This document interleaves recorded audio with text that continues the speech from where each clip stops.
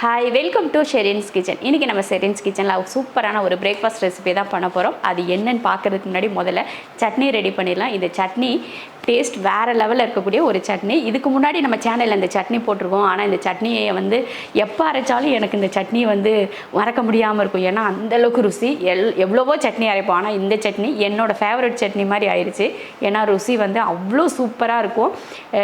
இந்த சட்னி நம்ம இட்லி தோசைக்கு மட்டும் இல்லை, சப்பாத்திக்கு கூட நல்லா இருந்துச்சு. அதே போல் ரைஸில் நம்ம பிசைஞ்சு சாப்பிட்டோம் பார்த்துக்கோங்க, அவ்வளோ ருசியாக இருந்துச்சு. அதனால தான் சொல்கிறேன், இது ஒரு ஃபேவரட் சட்னி ஆயிடுச்சு. அந்த சட்னி தான் எப்படி செய்யலாம் அப்படிங்கிறத முதல்ல பார்த்துடலாம். அதுக்கப்புறமா நம்ம தோசைக்கு மாவு அப்புறமா கலந்துக்கலாம். நம்ம என்ன தோசை பண்ண போகிறோம் அப்படின்னா, இன்ஸ்டன்ட் கோதுமை முட்டை தோசை பண்ண போகிறோம். சூப்பராக இருக்கும். இந்த முட்டை தோசை கோதுமையில் முட்டை தோசை செஞ்சோம்னா, நார்மலாக நம்ம கார தோசை செஞ்சுருப்போம்.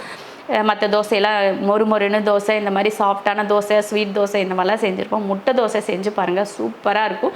சைடிஷ் கூட கேட்க மாட்டாங்க, அவ்வளவு ருசியாக இருக்கும். வெறும் தோசையை எடுத்து சாப்பிடுவாங்க. அந்த அளவுக்கு அருமையான தோசையும் சூப்பரான ஒரு சட்னியும் நம்ம பண்ண போகிறோம். முதல்ல சட்னிக்கு ரெடி பண்ணி ஆற வச்சுட்டு அதுக்கப்புறமா நம்ம தோசைக்கு ரெடி பண்ணி வச்சுக்கலாம்.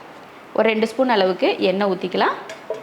இந்த கப்பில் ஒரு அரை கப் அளவுக்கு உளுந்து சேர்த்துருக்கேன். உருட்டு உளுந்து, நீங்கள் கருப்பு உளுந்து கூட சேர்க்குறதுனால சேர்த்துக்கலாம். அது உங்கள் விருப்பம்தான். சரியா? இதை லைட்டாக வறுத்துக்கலாம். லைட்டாக சூடாகிற வரைக்கும் வறுத்துட்டு அதுக்கப்புறமா மற்ற பொருள் ஒன்றா போட்டோம்னா நமக்கு டைம் கரெக்டாக இருக்கும். இல்லைன்னா ரொம்ப கருகி போயிடும். அப்படியே நல்லா ஒரு தகதகன் கோல்டன் கலரில் இருக்கிற மாதிரி வறுக்கணும். அடுத்ததாக இது கூட ஒரு வரமிளகாய், ஒரு 3 வரமிளகாய் சேர்த்துக்கலாம். பச்சை மிளகாய் ஒரு 4லேருந்து ஒரு 5, காரத்தை பொறுத்து நீங்கள் மிளகாயெல்லாம் சேர்த்துக்கோங்க. அதே போல் 5 பல் பூண்டு சேர்த்துருக்கேன். கூடவே ஒரு பெரிய வெங்காயம். மிளகாயெல்லாம் உங்கள் காரத்தை பொறுத்து நீங்கள் சேர்த்துக்கோங்க. அதே போல் வெங்காயம் ஒரே வெங்காயம், 5 பல் பூண்டு சேர்த்துருக்கேன். காரம் மட்டும் அவங்கவுங்க விருப்பத்தை பொறுத்து. சரியா? பாருங்கள், அதுங்களையும் உளுந்து கலர் மாறிடுச்சு பார்த்தீங்களா? ரொம்ப நேரம்லாம் வறுக்க வேணாம், சும்மா லைட்டாக அந்த பச்சை ஸ்மெல் போகிற மாதிரி கொஞ்சமாக வறுத்துட்டு அடுத்த பொருளை சேர்த்துருவோம். அவ்வளோதான். பாருங்கள், இந்த மாதிரி லைட்டாக அந்த பச்சை வாடை போனதுக்கப்புறமா இதில் கொஞ்சம் கருவேப்பிலையும் ஒரு தக்காளியும் சேர்த்துக்கலாம். நல்ல பெரிய சைஸ் தக்காளியாக ஒரு தக்காளி சேர்த்துக்கலாம். பார்க்குறக்கே கலர்ஃபுல்லாக இருக்குல்ல? அவ்வளோதான். பாருங்கள், வெங்காயம் தக்காளி எல்லாம் சாஃப்டாக வதங்கிருச்சு. கடைசியாக ஒரு சின்ன புளி, இங்கே பாருங்கள், கோழி குண்டு சைஸ்க்கு ஒரு புளி எடுத்திருக்கேன். அதையும் போட்டு வறுத்துக்கலாம். நிறையெல்லாம் சேர்க்காதீங்க, ஏன்னா தக்காளி சேர்த்துருக்கோம் இல்லையா, அதனால் அதிகமாக புளி வேணாம். லைட்டாக சின்ன கோழி குண்டு சைஸ் அளவுக்கு சேர்த்துக்கோங்க. அவ்வளோதான். இதையும் போட்டு நல்லா வதக்கினதுக்கப்புறம் இறக்க போகிறதுக்கு முன்னாடி ஒரு அரை கப் அளவுக்கு தேங்காய் துருவல் சேர்த்துடலாம். கூடவே கொஞ்சம் மல்லித்தலையை சேர்த்துட்டு இப்போ அடுப்பை ஆஃப் பண்ணிவிட்டு வதக்கி விட்டுறலாம். அவ்வளோதான். அடுப்பை ஆஃப் பண்ணியாச்சு. இப்போ ஆற வச்சிடலாம். ஏன்னா கடாயிலே வச்சோம்னா ஆறுறதுக்கு லேட் ஆகும். அதனால் ஒரு பிளேட்டில் மாற்றி ஆற வச்சிடலாம். அடுத்ததாக பார்த்தீங்கன்னா இப்போ மாவு ரெடி பண்ணிக்கலாம். நம்ம கோதுமை மாவில் தான் முட்டை தோசை பண்ண போகிறோம். நான் இந்த கப்பில் ஒரு கப் அளவுக்கு கோதுமை மாவு எடுத்துருக்கேன். இது 3லேருந்து 4 பேர் தாராளமாக சாப்பிட்லாம். முட்டை தோசை அப்படிங்கிறப்போ நம்ம நிறைய சாப்பிட மாட்டோம், 1-2 தான் சாப்பிடுவோம். ஏன்னா முட்டையே நம்ம ஒரு தோசைக்கு ஒரு முட்டை 2 முட்டை உடச்சி ஊற்றுவோம் இல்லையா, அதுவே வயிறு நிறைஞ்சிரும். அதனால் இதில் ஒரு கப் அளவுக்கு ஒரு 3லேருந்து தாராளமாக 3 பேர் சாப்பிட்லாம். ஒருத்தர் 2 தோசை சாப்பிட்டா கூட 4 பேர் கூட தாராளமாக சாப்பிட்லாம். அந்த மாதிரி நான் இதில் ஒரு கப் அளவுக்கு கோதுமை மாவு எடுத்திருக்கேன். இப்போ நம்ம அளக்கிறது பார்த்திங்கன்னா, இந்த கப்பில் ஒரு மாவு அளக்குறோன்னா இதே கப்பில் தான் நம்ம மற்றதையும் அளந்துக்கணும். இப்போ இதிலேயே 1/4 கப் அளவுக்கு பச்சரிசி மாவு எடுத்துக்கலாம். ஒரு கப் அளவுக்கு கோதுமை மாவுக்கு 1/4 கப் அளவுக்கு பச்சரிசி மாவு. நீங்கள் வீட்டில் அரைச்சி வச்சுருப்பீங்க இல்லையா மாவு, அந்த மாவு எது வேணாலும் நீங்கள் சேர்த்துக்கலாம். கடையில் வாங்கின பச்சரிசி மாவு, வீட்டில் இருக்கிற பச்சரிசி மாவு எது வேணாலும் சேர்த்துக்கலாம். அடுத்ததாக வெள்ளை ரவை, நம்ம உப்புமாலாம் செய்வோம் இல்லையா, அந்த வெள்ளை ரவை பார்த்திங்கன்னா ஒரு 1/4 கப் அளவுக்கு. அரிசி மாவு எந்த அளவு சேர்க்குறோமோ அதே அளவுக்கு சேர்த்துக்கிட்டால் போதும். உப்பு சேர்த்துடலாம். இப்போ எல்லாத்தையும் போட்டாச்சு. ஒரு கலக்கி விட்ருவோம். கலக்கிட்டு இப்போ தண்ணி ஊற்றி கலப்போம். நிறைய தண்ணி ஊற்றிடாமல் பார்த்து கொஞ்சம் கொஞ்சமாக பார்த்து பக்குவமாக தண்ணி ஊற்றி கலந்துக்கோங்க. கொஞ்சம் வேறு பாத்திரத்துக்கு நம்ம மாற்றிடுவோம், ஏன்னா இது கொஞ்சம் அகலமாக இல்லை.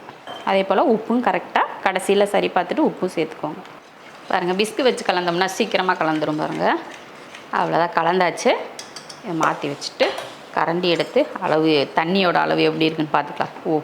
இவ்வளவு இந்த கரெக்டாக இருக்குது. இதுக்கு மேலே தண்ணியெல்லாம் சேர்க்க வேண்டாம். இந்த பக்குவமே நமக்கு வந்து கரெக்டாக இருக்குது. கொஞ்சம் அந்த ரவகான ஊறிச்சுன்னா கொஞ்சம் எக்ஸ்ட்ரா வேணால் தண்ணி சேர்த்துக்கலாம். ஆனால் இப்போதைக்கு நமக்கு தண்ணி தேவைப்படாது. தோசை ஊற்றுறப்ப நமக்கு தண்ணி எந்த அளவுக்கு வேணும்னு பார்த்துட்டு வேணால் சேர்த்துக்கலாம். இப்போ வந்து நமக்கு கரெக்டாக இருக்குது. மாவு வந்து ரெடி ஆயிடுச்சு. உப்பு எல்லாம் கரெக்டாக இருக்குது. உங்களுக்கு உப்பு தேவையானது போட்டு நீங்கள் கலந்துக்கோங்க. மாவு ரெடியானதுக்கப்புறம் சட்னிக்கு வதக்கி வச்சதும் நல்லா ஆறிடுச்சு. கூடவே உப்பு சேர்த்துட்டு அரைச்சி எடுத்துக்கலாம். தேவைப்பட்டால் தண்ணி ஊற்றி அரைங்க, இல்லை தண்ணி இல்லாமல் கெட்டியாக கூட அரைச்சிக்கோங்க. அது நம்ம விருப்பம்தான். இப்போ இதை அரைச்சி எடுத்துக்கலாம். அருமையான சட்னி ரெடி ஆயிடுச்சு. சாதத்தில் போட்டு பிசைஞ்சு சாப்பிட்டிங்கன்னா அவ்வளோ ருசியாக இருக்கும். கண்டிப்பாக நீங்கள் ட்ரை பண்ணி பாருங்கள். பழைய கஞ்சி இது காலையில் நேரத்தில் சில நேரங்களில் நம்ம வீட்டுங்களில் பழைய கஞ்சி வச்சு சாப்பிட்ற பழக்கம் ஒரு சிலருக்கு இருக்கும். அந்த கஞ்சிக்கு சைடிஷாக வச்சு கூட நீங்கள் இந்த சட்னியை சாப்பிட்லாம். அது நான் சொல்ல வர்றது என்னென்னா எல்லாத்துக்குமே யூஸ் பண்ணலாம் அப்படின்னு தான் நான் சொல்கிறேன். அதனால் இந்த சட்னி மறக்காமல் ட்ரை பண்ணுங்கள். ஒரு முறை ட்ரை பண்ணி பாருங்கள். அப்புறமா நீங்களே இதையே பிடிச்சிக்குவீங்க. அந்த மாதிரி சூப்பர் சட்னி. வாரத்தில் 4 நாளைக்கு இந்த சட்னியை செஞ்சிடும்டா. சாப்பாட்டுக்கு செய்வோம், இட்லிக்கு செய்வோம், தோசைக்கு செய்வோம், மாறி மாறி இதையே செய்வீங்க. அந்த மாதிரி சூப்பர் சட்னி. அவ்வளோதான், ரெடி ஆயிடுச்சு. இதுக்கப்புறமா தாளிப்பு எதுவுமே வேண்டாம். அப்படியே சாப்பிட்றது தான். இப்போ சட்னி நமக்கு வந்து ரெடி. தண்ணியும் நான் கலக்கலை, அப்படியே கெட்டியாகவே வச்சு தான் சாப்பிட போகிறோம். சட்னி ரெடி ஆயிடுச்சு. இப்போ தோசை ஊற்றிக்கலாம். முட்டையை உடச்சி ஊற்றிக்கிடுவோம். வெங்காயம், மல்லித்தலை இதெல்லாம் பார்த்திங்கன்னா நான் வெட்டி எடுத்திருக்கேன். முதல்ல ஒரு 2 தோசைக்கு மட்டும், 2 தோசையில் ஒரே ஒரு தோசைக்கு மட்டும் 2 முட்டையை உடச்சி ஊற்றி, நான் எப்பயுமே முட்டையை வந்து டேரெக்டாக அப்படியே உடச்சி ஊற்றுறத விட இந்த மாதிரி பாத்திரத்தில் ஊற்றிடுவேன். ஏன்னா திடீர்னு முட்டை கெட்டு போயிருந்துச்சுன்னா என்ன செய்யுது அப்படின்னு. சரி, அவ்வளோதான். முட்டை அப்படி ரெடியாக இருக்குது. உப்பு போட்டு அப்படியே கலந்து விட்ருவோம். அதில் கொஞ்சம் உப்பு போட்டு முட்டையும் கலந்து வச்சாச்சு. வெங்காயம் மல்லித்தலை எல்லாம் ரெடியாக இருக்குது. இப்போ நம்ம வந்து தோசைக்கல் சூடாக இருக்குது. நம்ம தோசை ஊற்றுறோம். அடுப்பு ரெடி பண்ணியாச்சு. அடுப்பு வந்து என்னென்னா இந்த இந்த இந்த சின்ன பர்னர் இருக்குது பார்த்தீங்களா, அதுக்கு கீழே தான் கரண்ட்டு அந்த இதெல்லாம் எடுத்து கொடுக்கறதுக்கு இந்த சுவிட்சுக்கு வர்ற அந்த டிரான்ஸ்ஃபார்மர் எல்லாம் அங்கே தான் இருக்குது. இதுக்கு கீழே அவங்க முதல்ல என்ன சொன்னாங்கன்னா, இந்த அடுப்பில் எது வச்சாலும் பொங்க விடாதீங்க. எதுவுமே பொங்க விட்டிங்கன்னா உள்ளே கீழே இறங்குச்சுன்னா அங்கே தான் டிரான்ஸ்ஃபார்மர் இருக்குது, அங்கே வர்ற கரண்ட் இருக்குது, அது வந்து எர்த்தடிக்கும். அதனால் அங்கே வந்து பொங்க விடாதீங்கன்னு சொல்லியிருந்தாங்க. நம்ம வீட்டு ஆளுங்க என்ன செய்வாங்கன்னா அங்கே தான் பொங்க விடுவாங்க. அது ஏன்னா சின்ன பர்னர் அதுதானே, அங்கே வச்சுட்டு போயிடுவாங்க. சிம்மில் வச்சுட்டு போனால் கூட போல அப்படியே வச்சுட்டு போயிடுவாங்க. அப்படியே பொங்கி கீழே போய் அந்த டிரான்ஸ்ஃபார்மர் வந்து போச்சு. அது என்னடா டிரான்ஸ்ஃபார்மர்னா என்னன்னு யோசிப்பீங்க. அந்த நம்ம சுவிட்ச் அங்கே ஒன்று இருக்குது. அந்த இங்கே வர அடுப்புக்கு வர கரண்ட்டுக்கு போடுற சுவிட்ச் அங்கே இருக்குது. அதை போட்டால் தான் அடுப்பு ஆன் ஆகும். அதை போட்டு அந்த இது வந்து கரண்ட் வந்து இந்த டிரான்ஸ்ஃபார்மருக்கு வந்து அதுலேருந்து 3 அடுப்புக்கு பிரிஞ்சு கரண்ட் வந்தால் தான் இந்த வந்து ஸ்பார்க் லைட்டு ஆன் பண்ணுவோம் பார்த்தீங்களா, அது வரும். அதுதான் போயிடுச்சுன்னு சொல்லிட்டு அது வந்து 900 ரூபா வந்துச்சு. 890 எவ்வளோ வந்துச்சு, 900 ரூபா. அது அப்புறமா இதில் வந்து அப்புறம் அந்த லைட்டு வரும் பார்த்தீங்களா, ஸ்பார்க், அதான் இக்னிஷனா, அது இருக்குல்ல, அதுவும் வந்து போயிடுச்சு. அது பார்த்தீங்கன்னா 1300 900 வந்துச்சு. ஐயோ சரியாக தெரியல, 1300 வந்துச்சு. அப்புறம் இந்த பர்னர் எரியலை அப்படின்னு பார்த்தீங்கன்னா, இந்த நடுவில் ஒன்று இருக்குது பார்த்தீங்களா, அந்த கோழி முட்டை சைஸில் ஒரு குட்டி பர்னர், அந்த பர்னர் வந்து போயிடுச்சாமா பழசில். அது போனதுனால ஹீட் அதிகமாகாமல் அது வந்து கட் ஆஃப் பண்ணிக்கிட்டே இருக்கிறதுனால இந்த பர்னரை வந்து நம்ம ஃபுல்லாக மாற்றிடும். இது வந்து 1800 ஆக மொத்தம் எல்லாத்தையும் சேர்த்து 3320 வந்துச்சு. அதை நான் மாற்றி இப்போ தான் அடுப்பாக எரியுது. ஏன்னா இப்போ ஈஸியாக வந்து அவ்வளோதான் எரியுது. முன்னாடி இப்படி வந்து எரியாத ஆஃப் ஆகிக்கிட்டே இருக்கும். எவ்வளோ நேரம் நிற்கணும். அதுவும் லைட்ரு வச்சு பற்ற வைக்கலாம்ல அப்படின்னு கூட நீங்கள் சொல்லலாம். லைட்ரு வச்சு பற்ற வச்சாலுமே எரியவே எரியாது. அப்படியே இப்படி பிடிச்சிக்கிட்டே நிற்கணும் ஒரு 10 நிமிஷத்துக்கு. அப்புறம் தான் அதுவும் எரியும். இப்போ வந்து சரி பண்ணியாச்சு. அடுப்பு 3320 ஆச்சு இந்த அடுப்பு வந்து ரொம்ப சூப்பரான அடுப்பு. காஸ்ட்லியாக, கரண்ட்டில் கேஸ் லீக்கேஜ் ஆகாது, ஆட்டோ கட் ஆஃப் இப்படின்னு நிறைய ஒரு இதாக வாங்கினாலுமே செலவுன்னு வர்றப்போ எதுக்குடா இதெல்லாம் அப்படின்னு தான் தோணும். நமக்கு சிம்பிளி வேஸ்ட் அப்படின்னு தோணும். ஏன்னா இப்போ நார்மலாக ஒரு அடுப்பு வாங்கி வச்சுருந்தோம்னா அது எத்தனை வருஷம் ஆனாலும் அது பாட்டுக்கு இருக்கும், என்ன எதுவுமே ஆகாது, நம்ம பாட்டுக்கு வச்சிட்ருப்போம். 10-15 வருஷம் கூட நம்ம அடுப்பு வச்சு யூஸ் பண்ணோம் தானே. ஆனால் இப்போ இந்த அடுப்பு வந்து நிறைய செலவு வைக்குது. ஒன்று போச்சுனாலே 3000 ரூபா ஆயிடுது. இந்த பர்னர் போச்சுன்னா 1800 அடுத்து இந்த பர்னர் போச்சுன்னா இதுக்கு எவ்வளோ கேட்குறாங்களோ தெரில. இந்த பெரிய பர்னர் வாங்கினோம்னா அது 2500 இப்படி ஒன்றுக்கும் ஒவ்வொரு காசு.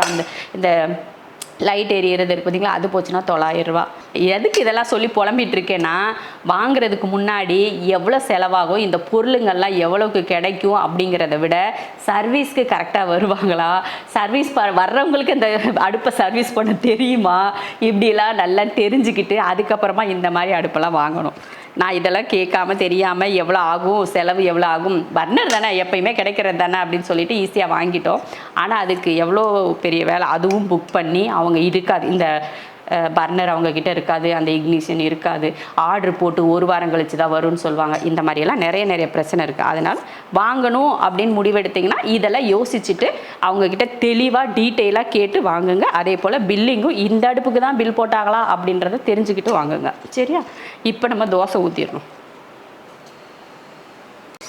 தோசையை ஊற்றிட்டு மேலே வந்து முட்டையை ஊற்றிடலாம். உங்களுக்கு எத்தனை முட்டை, ஒரு முட்டை போதும். இது சின்ன தோசையாக தான் வந்துருச்சு, அதனால் ஒரு முட்டை போதும். இதுக்கு மேலே வெங்காயம் தூவிடலாம். வெங்காயம் வந்து கொஞ்சம் நல்லாவே தூவிக்கோங்க. அப்போ வந்து நல்லா முறுக்குன்னு அந்த வெங்காயத்தோடு கடித்து சாப்பிட்றதுக்கு நல்லாயிருக்கும். நல்ல ஒரு மணத்துக்காக மல்லித்தலை சேர்த்துட்டு, இட்லியில் வந்து உப்பு போட்டிருக்கோம், அதனால் மேலே முட்டை போட தேவையில்லை. அதுக்கு மேலே இட்லி பொடியை தூவிடலாம். இட்லி பொடி நான் எல்லா வீடியோலையும் நான் சொல்கிறது தான், நம்ம வீடியோவில் நிறைய போட்டிருக்கோம். ஆனால் நீங்கள் வந்து தோசைக்கோ எதுக்கோ இட்லி இந்தமாரி வேலை பொடி தூவணும் அப்படின்னு இருந்துச்சுன்னா இந்த மாதிரி கையில் எடுத்து தூவுங்க. அப்போ வந்து உங்களுக்கு எல்லாம் ஒன்று போல் கிடைக்கும். நீங்கள் ஸ்பூன் எடுத்து போட்டிங்கன்னா ஒரு இடத்துல ஸ்பூனில் அதிகமாகவும் கம்மியாகவும் இருக்கும். அதனால் இந்த மாதிரி கையில் எடுத்து தூவுனிங்கன்னா சூப்பராக வந்துடும். ரெடி ஆயிடுச்சா? இப்போ எண்ணெய் ஊற்றலாம். எண்ணெயை ஊற்றுவோம். அப்படி சைடில் எல்லாம் அப்படியே எண்ணெய் ஊற்றி விடுவோம். நல்லா அடியில் வந்து நல்லா கலராக அப்படியே மொறுன்னு இருக்கும், மேலே வந்து அப்படியே சாஃப்டாக இருக்கும். முட்டை தோசைனாலே மேலே சாஃப்டாக தானே இருக்கும். அப்படியே முட்டை பாருங்கள் மேலே நல்லா அப்படியே வெந்துருச்சு. எப்படி இருக்குது பாருங்கள், மேலே மொறுன்னு சத்தம் கேட்குது பார்த்தீங்களா?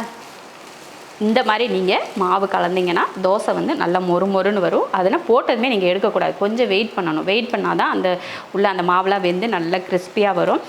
சூப்பரான ஒரு தோசை. இதில் ஒரு தோசை சாப்பிட்டாலுமே நமக்கு வயிறே நிறைஞ்சிரும். எப்படி முட்டை தோசை, கோதுமையில் முட்டை தோசை ரெடி ஆயிடுச்சு. கோதுமை தோசைக்கு மாவு வந்து நான் இப்போ கலந்தேன் பார்த்தீங்களா, அந்த மெத்தடில் நீங்கள் கலந்தீங்கன்னா தோசை வந்து மொறுன்னு இருக்கும். நீங்கள் வந்து முட்டை தோசை தான் செய்யணும் இல்லை, வெறும் கோதுமை தோசை செஞ்சால் கூட இந்த அளவில் இதே மெத்தடில் கரெக்டாக இதே அளவில் செய்யுங்க. தோசை வந்து நம்ம கோதுமை தோசை தான் சாப்பிட்றோமா அப்படின்றதே இருக்காது, வலுவலுன்னு இருக்காது, நல்லா மொறுன்னு இருக்கும். கண்டிப்பாக இதே போல் ட்ரை பண்ணுங்கள். அதே போல் சட்னியை மறந்துடாதீங்க. இந்த சட்னி சூப்பராக இருக்கும், சாதத்துக்கும் நல்லாயிருக்கும். ஏன்னா சூடாக சாதம் வச்சு பிசைஞ்சு சாப்பிட்டாலும் நல்லாயிருக்கும், பழைய சோறுக்கு தொட்டு சாப்பிட்டாலும் ரொம்ப நல்லாயிருக்கும், இட்லிக்கும் நல்லாயிருக்கும், தோசைக்கும் நல்லாயிருக்கும். கண்டிப்பாக இதே போல் பிரேக்ஃபாஸ்ட் நீங்களும் செஞ்சு பார்த்துட்டு எப்படி இருக்குன்னு சொல்லிவிட்டு கமெண்ட்டில் சொல்லுங்கள். இப்போ நான் வந்து சாப்பிட போகிறேன்.